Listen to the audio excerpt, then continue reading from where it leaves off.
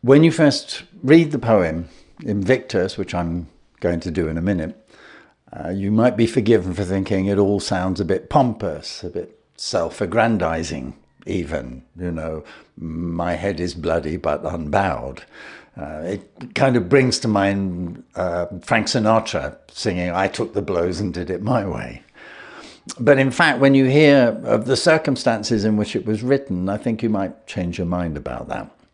William Ernest Henley actually wrote Invictus in the Royal Infirmary of Edinburgh in 1875, where he was being treated for tuberculosis of the bone, a particularly painful disease, which had resulted in him losing part of one leg, and there was a possibility that his other leg would also have to be amputated. And yet, despite all of this, he was refusing to give in to despair, which is what the poem is all about, really. It's the strength of his spirit under these terrible circumstances.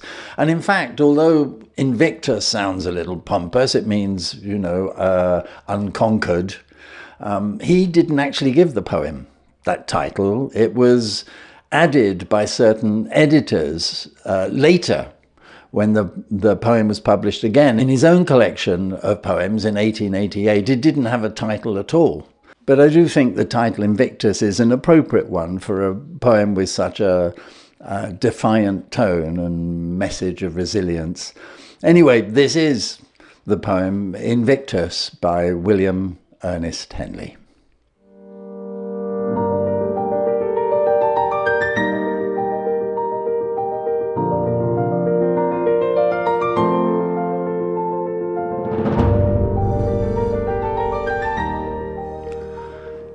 Out of the night that covers me, black as the pit from pole to pole, I thank whatever gods may be for my unconquerable soul.